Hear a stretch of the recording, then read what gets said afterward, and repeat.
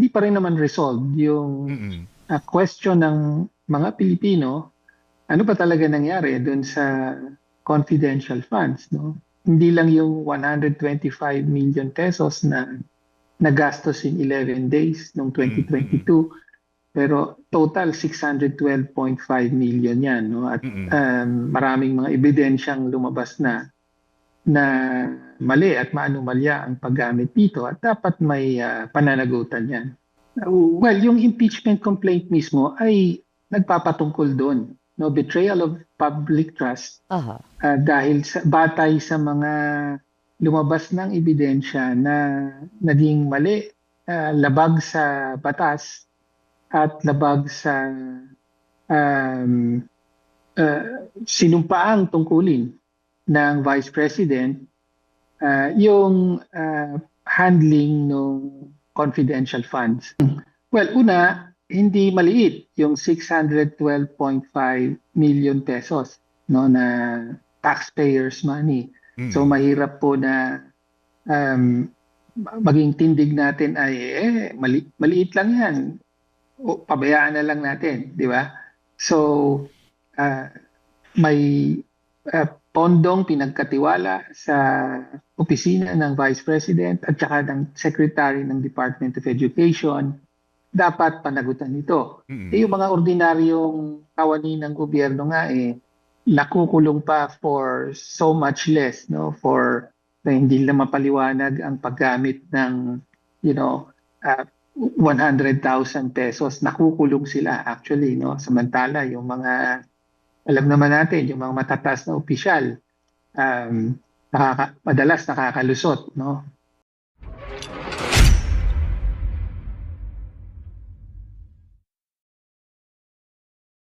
Ito pong impeachment versus VP Sara, maaaring po ba, is it in the realm of what's possible na makapag-file ng panibagong impeachment case laban sa kanya ngayong Pebrero? Yes, maaari at palagay ko dapat, no, na ihain muli kung sakali, dahil hindi pa rin naman resolved yung Mm. question ng mga Pilipino, ano ba talaga nangyari doon sa confidential funds, no? Hindi lang yung 125 million pesos na nagastos in 11 days noong Mm. 2022, pero total 612.5 million yan, no? At Mm. maraming mga ebidensyang lumabas na mali at maanumalya ang paggamit dito at dapat may pananagutan yan. Alin po ba ang mas praktikal, magsampa ng bagong impeachment case o buhayin yung tinatawag nilang na-shelve na original impeachment case? Well, maganda at mahalagang question yan, ano. Kaya nga isa yan sa mga pinag-aaralan na legal question. No, tama ka, mayroong pang pending na Mm. motion for reconsideration sa Supreme Court. Yung mga complainants, kasama din po kami, yung yung makabayan na nag-endorse Opo. sa complaint. At again, motion for reconsideration dun sa decision ng Supreme Court na nagresulta sa sabi mo nga shelving ng impeachment trial. So kung sakaling ma-resolve favorably yung motion for reconsideration, kung paboran ito ng Supreme Court, at syempre ang gusto natin ay mag-reconsider nga, no, dahil tingin natin mali yung naging original decision at lalong magiging mahirap ang impeachment kung sakaling mananatili na ito. So anyway, kung magkaroon ng favorable resolution yung motion for reconsideration, hindi na kailangan maghain ng bago dahil nga ibig lang sabihin nun ay tutuloy na yung impeachment trial sa Senate.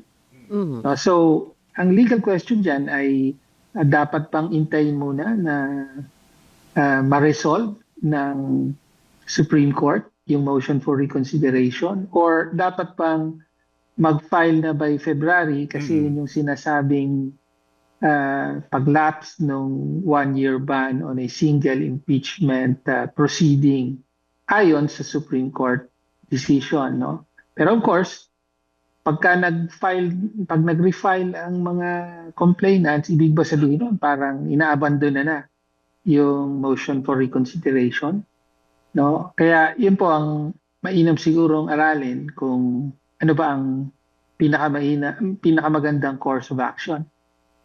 But Congressman, ang impeachment, ang effect nito is to just take her out o take somebody out of the position, hindi na rin siya perpetual disqualification from running sa public office, di po ba?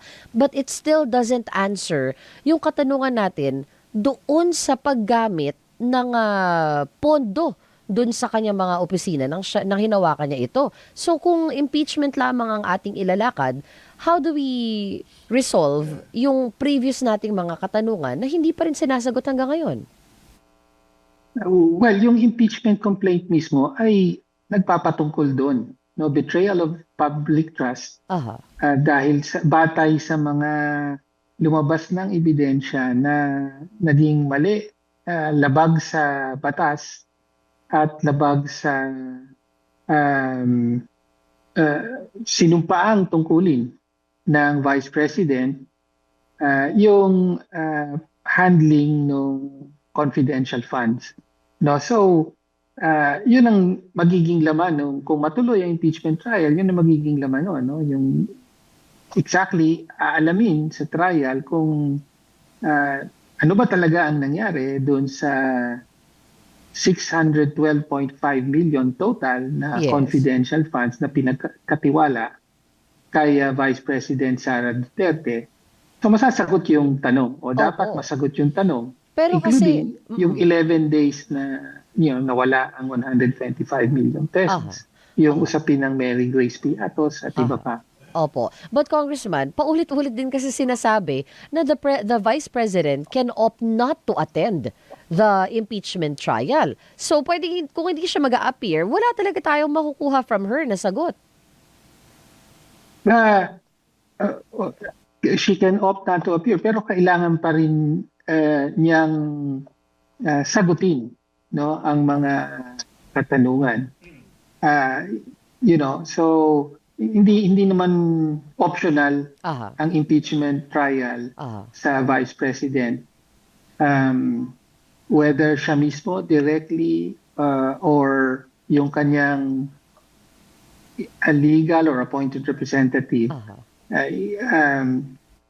mula sa kanya manggagaling ang mga sagot sa itatanong sa kanya.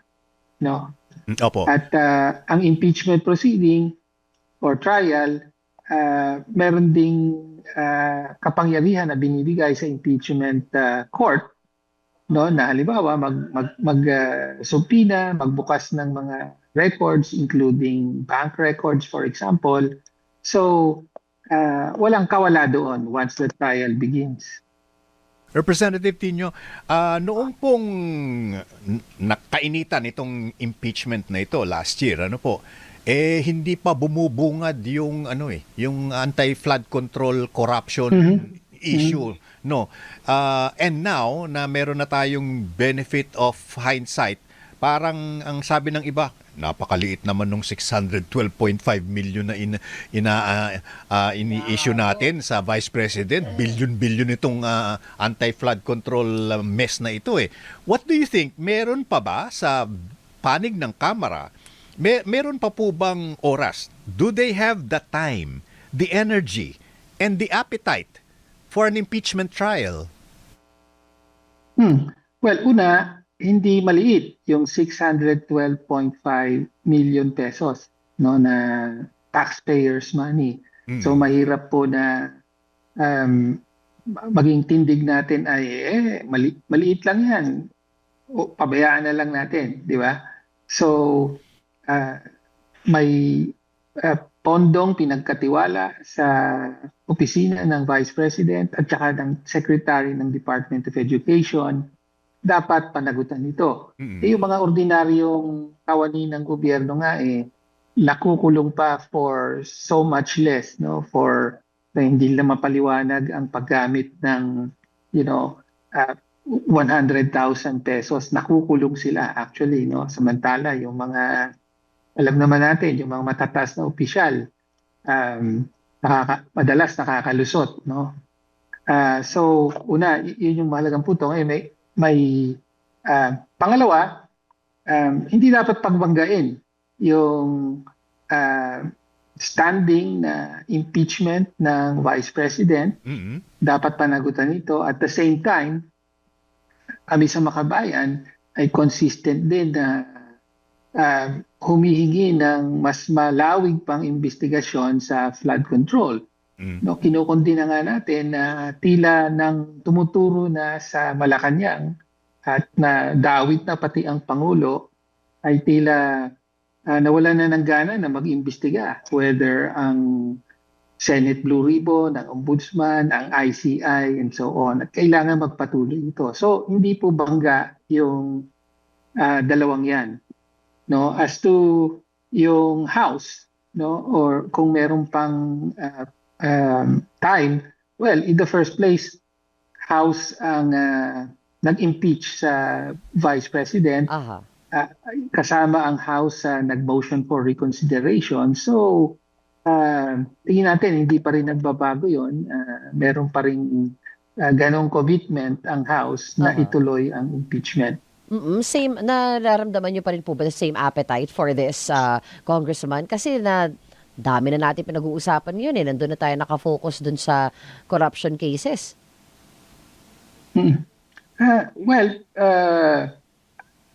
Wala pa tayong naririnig na pagbabago ng tindig ng House kaugnay sa impeachment ng Vice President. So, tignan natin. No? Of course, in the end, political question ito. So, pero so as far as we're concerned, of course, tayo sa Makabayan ay hindi nagbabago ang paninindigan natin kaugnay sa impeachment. Tayo yung isa sa mga nag-endorse nung isa sa mga complaints, ano? Pero as to the majority, hindi naman tayo bahagi ng majority, pero na-assume natin na hindi pa rin nagbabago yung tindig nila bilang nag-impeach sa Vice President in the first place. Okay, Congressman, diretsahan po, meron na po bang pine-prepare, inihahanda na bagong impeachment case ang Makabayan Block for February 6? That's when it ends Opo. Yes, in coordination with the complainants ay naghahanda na ng, hindi naman bago, siyempre dahil yun same pa rin yung issues dito, mainly yung may kinalaman sa confidential funds at saka sa yung kasama sa complaint yung yung mapanlin lang na tugon ng Vice President sa audit, no, from yung particularly yung mga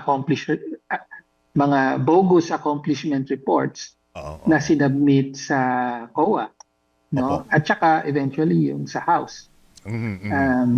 So yun pa rin ang esensya noon, pero inaaral din yung pag-update dito given may mga bagong information, particularly ini-evaluate natin yung affidavit na sinubmit, I think, sa Ombudsman nitong si Ginoong Madriaga. Okay. No? So, kung babasahin po natin yung affidavit na yon, interestingly, meron siyang binabanggit doon na may kaugnayan siya at nakatrabaho niya sina Colonel Nolasco at Colonel Lachica, no, mga members ng Armed Forces at naging mga leader ng security group ng Vice President. Tapos specifically may binabanggit si Madriaga na sometime in December 2022 ay kinatulong daw siya nung dalawa para mag-deliver ng mga payments to certain places. Okay. No, meron daw mga duffel bags na around 30 million ang laman dineliver niya sa meron sa Laguna, meron sa isang comedy bar sa Quezon City, meron naman sa isa sa compound ng ombudsman. So interesting po yan kasi more or less December 22, yun yung panahon na ginastos yung 125 na confidential funds Oo. in 11 days. Sa makatwid, Tapos- oo, Congressman, ang pakiramdam ninyo ay mas marami pang bala ngayon kesa nung nakaraang taon at may dagdag witness na pwedeng magamit. Eksakto, tama. Kung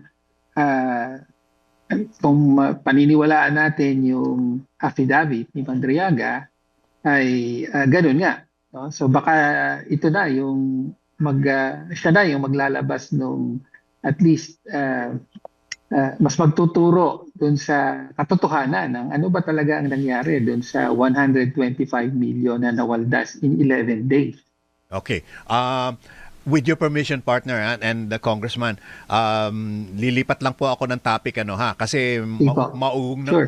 maugong po yung ngayon na magkakaroon ng balasahan sa mga miyembro ng gabinete.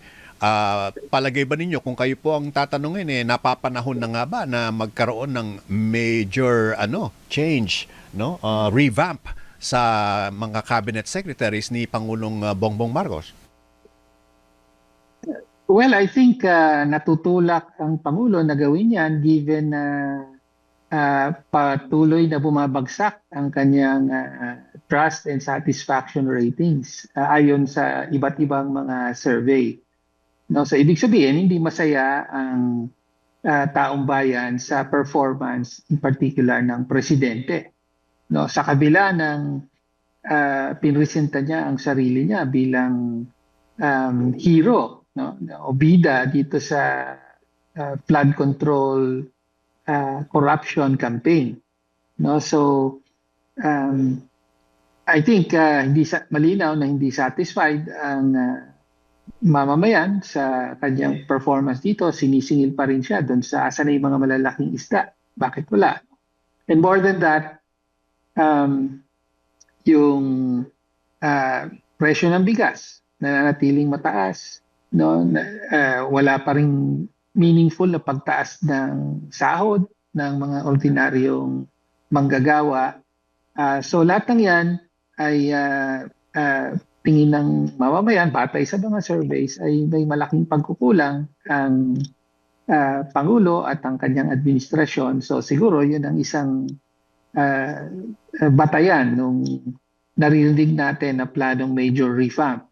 In fact, after the midterm elections, di ba nangako siya ng major revamp, pero in the end parang isa lang yata yung cabinet secretary na pinalitan niya.